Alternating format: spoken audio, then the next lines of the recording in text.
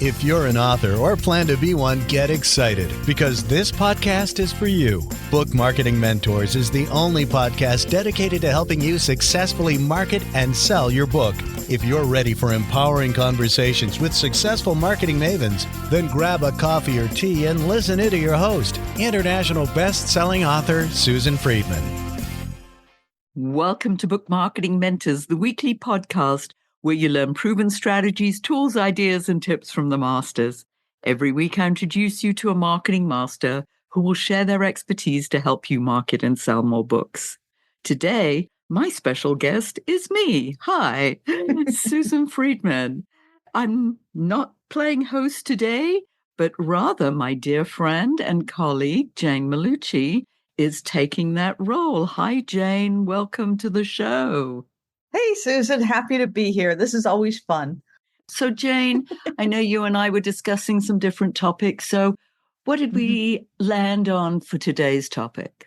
I want to talk to you about Amazon, the deep, dark jungle that sells books. So as a published author, I've used Amazon for my first book. I have another book coming up, and I'm trying to think if this is really the best place for me to go. What's Amazon got that other places don't? I think Amazon, obviously, it's got its pros and its cons, like everything. And the ease of publication, there is nothing to beat Amazon. Over a weekend, I mean, people are advertising, write your book in a weekend, and you can do that and publish it on Amazon. Now, I'm not talking about quality, I'm not talking about anything else, but the mere fact, the ease of getting it out there is brilliant. Especially if you just want an ebook, or if you want to have it printed. You've got the print on demand feature through the Kindle Direct. It couldn't be easier. In a way, it's an author's paradise to be able to do this with such ease. However, there's a downside. What's the other side? There's an upside. Well, the downside is really the fact that you're one in many millions of books out there, not only that are currently out there, but that are being churned out. Because I just said that people are advertising, write your book in a weekend. Well, think about all the people, if they're doing that, it's just adding to the plethora of publications that are out there in the marketplace. So it's getting harder and harder, Jane, for an author to stand out and get noticed on Amazon, because unless you're going to start paying for Amazon ads, which, by the way, is, if that's something that you want to do, great. However, there's no guarantee that it's going to get you the visibility that you want. You and I have talked about this a lot, that authors think that once they have a book, all they have to do is post it on Amazon, and then somehow some magic button gets pressed and there are going to be orders out the wazoo and they're going to be rich and famous. And I'm sorry, that's a big myth. Yeah, you and I have talked about it, and we've said that it really is a jungle. It's a lot of books. It's a lot of stuff. There's many advantages, as you said, you can get your book printed easily and all, but you're competing against everything. And it's a lot of noise among the good stuff that's there. Well, yes. And being able to differentiate the good from the bad and the ugly, I mean, is really getting harder and harder. So I say, yes, be on Amazon, because the public has been trained now to go to Amazon to buy books. Oh, yeah. I'm guilty of that. That's the first place I go. I use Amazon as a search engine to find out what other competitive titles are out there. I look at the reviews. I mean, I do a lot of research on books that are out there, especially when I'm working with my clients on their books and looking at what else is out there, looking at titles. Because just because you come up with a great title doesn't mean that somebody else hasn't used that title already. Now, You Mm-hmm. could have the same title as another person, another author. However, it's the subtitle that would differentiate it. But again, do you want to have the exact same title as somebody else who's already published a book with that same title? I mean, these are questions. Those are, if you really have fallen in love with a title, okay, but it wouldn't necessarily be something that I would recommend. So Amazon, you're using it as one platform to sell books and also a platform to do research on selling books better. Is there another way to sell books other than Amazon? Because I think a lot of authors, we're kind of in our little tunnel. We're so excited that we've gotten a book written that, yes, it's going to go to Amazon because that's where you sell books. What other options are there? I think the best option, Jane, is, and I can't recommend it highly enough, is your own website. And I know that we've had episodes, and I've written about this as well, about should you have an author website? Should you have a book website? The fact is, you have a website. Yes, don't hide behind the book as an author. People buy the expertise, especially in nonfiction. Fiction is a whole different matter, but in nonfiction, people are looking for expertise. If you've got the expertise, you've wrapped it up in your book, but don't hide behind the book. People want to see you. They want to see the face behind the book. You want to expose yourself in that way. So having an author website, but obviously featuring the book, is critical. Yes, you want that book out there. You want it front and center. You want people to know that you've written a book. It's an opportunity too. If the book isn't out there officially, you can pre-sell the book on your website. You can also pre-sell it on Amazon. The problem with Amazon is you don't know who's buying the book. That's one of the downsides. You have much more control if you can sell the book through your website and be able to find out who's buying it. And then obviously build up your own list, because your list is so critical in terms of promotion and just moving forward with any communication that you would like to have with your readers or even potential readers. You're saying that the advantage of having the book on your website or having a book page as part of your website is that you've got the opportunity to capture the emails of the people who are coming to buy your book, and you're not going to get that on Amazon. No, you're not going to get it on Amazon.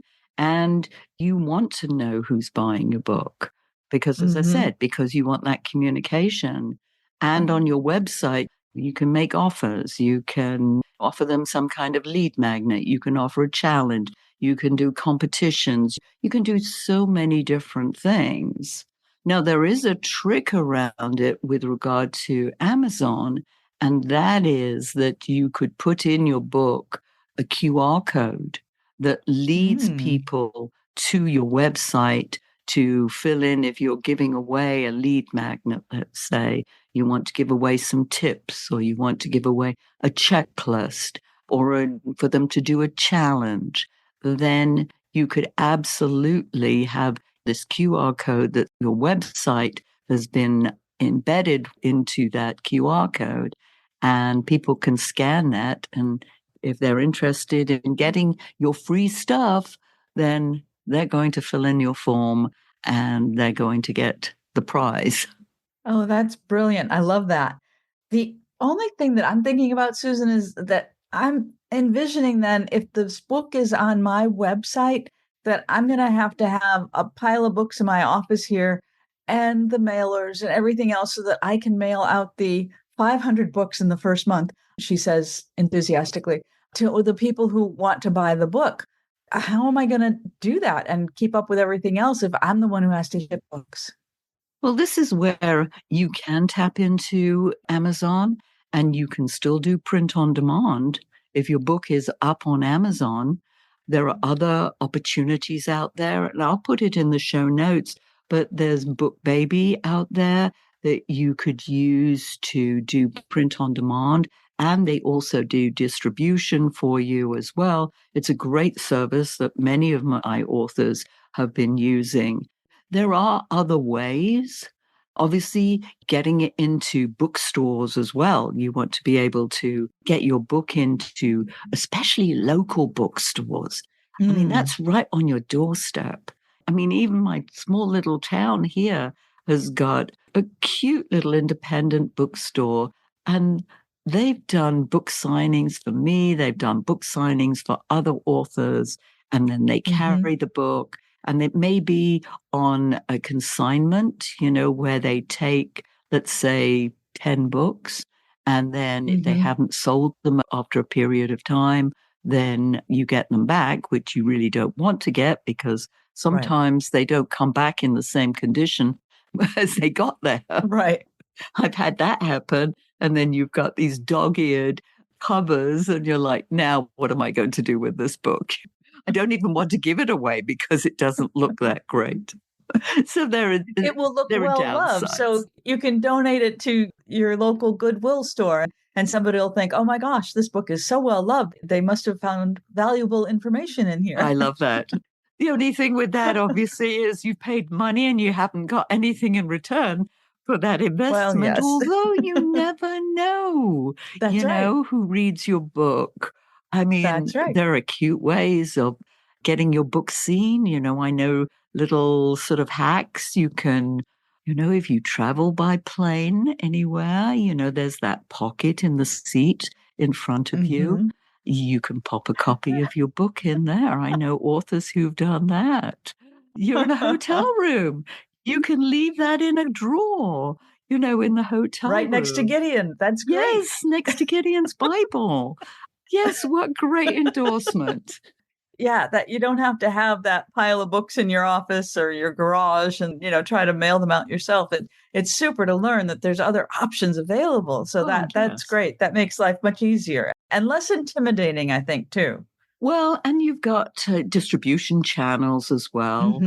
There are opportunities out there, but it's planning this, Jane. This isn't, you've got to plan what it is that you're going to do. And we talked about the bookstores, even retailers, the local retailers might have the book available as well, especially if it fits what's being sold. You've got other platforms too, especially for ebooks, because people love ebooks. Now, if you buy an ebook, sometimes people love other versions of the book. Like, you do audiobooks for people. Right. Doing audiobooks now is so hot. Does it mean that they won't buy other versions of the book? No. I like to buy sometimes the ebook and the audio version because sometimes I like to follow along while they're reading it. Sometimes I like it for, let's say, reference. If I'm in the car or on the plane and I'm listening to a book and they give out information, I was like, oh, I want to jot that down. If I've got the printed book, I can go and look at for that particular piece of information and it's right there for me. But yes, talking about other ebook platforms, you've got Kobo, the Barnes & Noble, Apple Books. There's a whole list of them. I mean, just Google ebook platforms and you'll find that there are many around the globe. However, Amazon does have, they have them, I wouldn't say the monopoly, but they are tops in terms of, they command, I think it's like 60 to 70% of the marketplace with regard to book sales in ebooks. But it doesn't mean you can't be on their platform and on other people's platform. But again, if you look at Kindle Direct and depending on the program that you sign up for, whether or not you have permission to go to other platforms while you're under Kindle, you've got to read the fine print. Yes, there are other platforms, and Amazon happens to be the largest seller worldwide because when your book is up there on the ebook, it goes to all the platforms around the world, which is great. I mean, how else can you get this kind of worldwide distribution, global distribution, it's brilliant. I mean, as I said, in many ways, it's an author's paradise, but in many ways it isn't. It's just knowing and understanding what else is Mm-hmm. out there. And you've got things like, literary events, you've got book fairs, you've got Mm-hmm. book clubs. People love book clubs. I mean, over Mm-hmm. the years, I've belonged to, I know, half a dozen different book clubs. We have a book and everybody's buying that book. Why couldn't Right. you, especially at a local level? And this is great for you potentially, Jane, when your second book comes out, is that, Mm-hmm. go to local book clubs and you can be a speaker at that Yeah. book club. They can ask you questions about the book based on, obviously, they'll have read it, or you hope they will. You can come up with questions that they could ask you. I mean, these are all Sure. things that just give it a different dimension. And as I say, people often forget their local market. And I know we've talked about in the past, even just your local media, having a press release that goes Right. to your local paper. You're a local artist, you're a local celebrity. Why shouldn't you be featured? And a number of authors who say, no, I never did that. I was like, okay, forget the New York Times, forget Time Magazine. They're not interested in you, as Not much yet. as yet. That's it. Thank you for that. Yeah, not yet.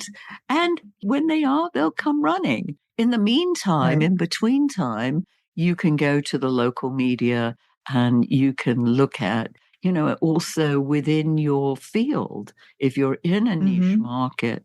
And when I was in the trade show industry, I was in every single magazine around the world.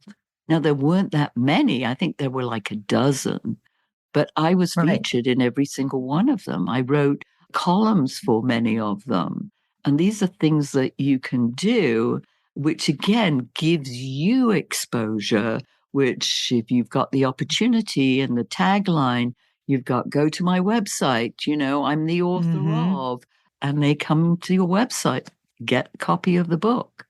I mean, you're always out there marketing it. I mean, even Mm-hmm. in your signature on your email, this is so Mm-hmm. simple. It's free.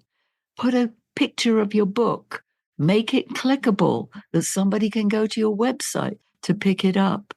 They're just simple little things that, again, are alternatives to and in addition to relying on our 800-pound gorilla, Mr. Ms. Amazon. Yes. Yeah. There's nothing wrong with using Amazon. I No. understand that, but you've got to look at all your options and be proactive, is what you're telling us. We've got to be actively involved in selling our book. You don't just put it up on Amazon and cross your fingers. Yeah. And that's unfortunately, more authors do that because they think it's the easy Mm-hmm. way out. And yes, it is. And it doesn't sell books. Amazon is a shop window. And if you Mm-hmm. think of it as a shop window, you have to bring people to the shop window in order for them to see the item to purchase it. If you Mm-hmm. just put it up there and, as you say, cross your fingers, hope and pray, you don't know if you're going to get any traffic or not. Because there are so many other titles out there, your Mm-hmm. competition there, then it's getting harder and harder to be seen. That's why you want to look at a plan put together. This is why I work with the authors, putting together a marketing roadmap so that you can look at what other opportunities are out there to sell your book. Mm. If you're speaking, everybody in the audience should have a copy of your book. Why Oh, not? wow. You can sell 100 books that way versus selling them in onesies and twosies on Mm-hmm. Amazon or in a bookstore. You want to look Right. at, and this is why, again, one of my programs is selling your books in bulk. How can you find ways and opportunities to open doors to sell those books in bulk? And then you don't have to just rely on one source, and you never want to do that. Right. I mean, what if Amazon goes away tomorrow, which is unlikely to Mm-hmm. happen? However, They might decide that they don't want to sell books anymore and they'll just sell products. Well, then, what do? You don't want to rely on any one platform for this unless it's your own platform because you have the control, whereas you don't have the control. And we've talked about this too in social media, where again, like any of the platforms there, yes, be on them, but don't rely on them and put all your eggs in one basket because if anything happens, boom, finito, that's it. Yeah, that's not fun. I think it's great to understand that Amazon is there. We should be focused when using it and understand that it doesn't do it by itself, but that there's also other opportunities too to sell and market your books, and that we need to be looking out for those as well. Keep those options open. Absolutely. We're Sounds always pretty looking good. for other opportunities to sell the book. And again, I know many authors don't like the word selling or marketing. Yeah. The fact is, it's your passion, it's your enthusiasm for your book, it's your baby. You've birthed this baby and you want to nurture it, you want to feed it, water it, you want to do all the things so that it can grow up healthy. If you just leave it out there, it's just going to wilt away and get lost in this ocean of titles, the tsunami of titles that is out there, and then die in this author graveyard, which is so sad. Too many books die in that graveyard, Jane. Oh, yeah. so Because sad. if you're not paying attention, that's And what's they're going to good happen. stuff. You Yeah, it got to doesn't mean move just, on it. it can be really good, but because you haven't put the time, the energy into planning how you're going to get this out to your readers, your target audience, your niche market, then that's unfortunately what's going to happen. And it breaks my heart because I know there's good stuff that just has gone unnoticed. Yeah. And that's not the option that we want to take. No. We want to be proactive and get out there and do stuff. Yes. All right, Susan, this is your big drum roll. What's your golden nugget for authors when they're looking at getting that book out onto the market? I think it's the control. It's having the control and planning out where and how, you want to have your book out there. Who's going to be interested in it and how you're going to get it to them. Looking where other people aren't looking. You don't follow the crowd. Just because everybody's doing this doesn't mean it's the right thing for you to do.